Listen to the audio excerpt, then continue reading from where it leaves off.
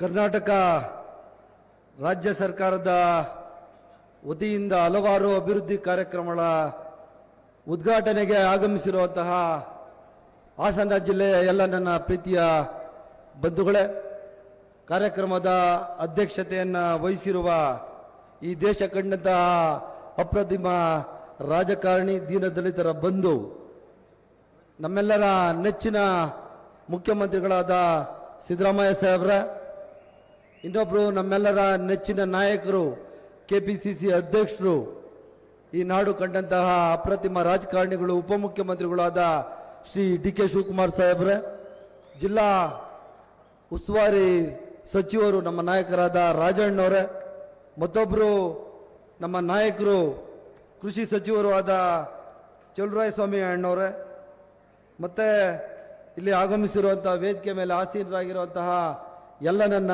ಪ್ರೀತಿಯ ಶಾಸಕರೇ, ಅಧಿಕಾರಿಗಳೇ, ಮಾಧ್ಯಮದ ಮಿತ್ರರೇ, ಇವತ್ತು ಕರ್ನಾಟಕ ರಾಜ್ಯ ನಗರ ನೀರು ಸರಬರಾಜು ಮತ್ತು ಒಳಚರಂಡಿ ಮಂಡಳಿಯಿಂದ ಹಲವಾರು ಯೋಜನೆಗಳನ್ನು ನಾವು ಇವತ್ತು ಹಾಸನ ಜಿಲ್ಲೆಗೆ ಕೊಟ್ಟಿದ್ದೀವಿ. ಬೇಲೂರು ನನ್ನ ಶಾಸಕರು ಇಲ್ಲೇ ಇದ್ದಾರೆ, ಮಂಜು ಅವರು, ಅವರಿಗೆ 5 MLD, ಈ STP 5 MLDಯನ್ನು ಈಗಾಗಲೇ ಕೆಲಸವನ್ನು ಮಾಡಿ ಸುಮಾರು 15 ಕೋಟಿ ವೆಚ್ಚದಲ್ಲಿ ಮಾಡಿ ಅದನ್ನು ಸಾರ್ವಜನಿಕರ ಉಪಯೋಗಕ್ಕಾಗಿ ಇವತ್ತು ಕೊಡ್ತಾ ಇದ್ದೀವಿ. ಅದರ ಜೊತೆಯಲ್ಲಿ ಅಮೃತ್ 2 ಯೋಜನೆ ಅಡಿಯಲ್ಲಿ ಆಲೂರಿಗೆ ಕುಡಿಯೋ ನೀರಿನ ಸೌಕರ್ಯವನ್ನು ಕೊಡ್ತಾ ಇದ್ದೀವಿ. ಮತ್ತು ಅರ್ಕಲ್ಗೂಡಿಗೆ ಸುಮಾರು 15 ಕೋಟಿ ರೂಪಾಯಿಗಳ ವೆಚ್ಚದಲ್ಲಿ ಅರ್ಕಲ್ಗೂಡಿಗೆ ಕುಡಿಯುವ ನೀರಿನ ವ್ಯವಸ್ಥೆಯನ್ನು ಕಲ್ಪಿಸ್ತಾ ಇದ್ದೀವಿ.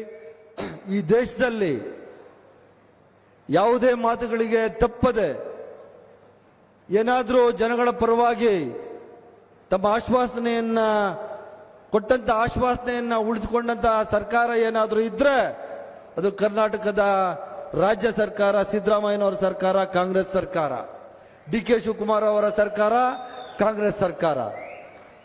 ಯಾವತ್ತು ಕಾಂಗ್ರೆಸ್ ಸರ್ಕಾರ ಜನಗಳ ಪರವಾಗಿರುವಂಥದ್ದು, ದೀನ ದಲಿತರ ಪರವಾಗಿರುವಂಥದ್ದು, ಈ ಸಮಾಜದಲ್ಲಿ ಹುಟ್ಟಿದಂತಹ ಪ್ರತಿಯೊಬ್ಬ ಪ್ರಜೆ ಒಂದೇ ಅಂತ ಭಾವಿಸುವಂಥದ್ದು, ಸಮ ಸಮಾಜದ ಸೃಷ್ಟಿ ನಮ್ಮ ಸರ್ಕಾರದ ಧ್ಯೇಯ ಆಗಿರ್ತದೆ. ನೀವು ಕೊಟ್ಟಂತ ಆಶೀರ್ವಾದದಿಂದ ಇವತ್ತು ನಮ್ಮ ಯೋಜನೆಗಳು 5 ಜನಪರ ಯೋಜನೆಗಳು ನಿಮ್ಗೆಲ್ರಿಗೂ ನಾವು ಮಾತು ಚಾಚೂ ತಪ್ಪದೆ ಕೊಡ್ತಾ ಇದ್ದೀವಿ.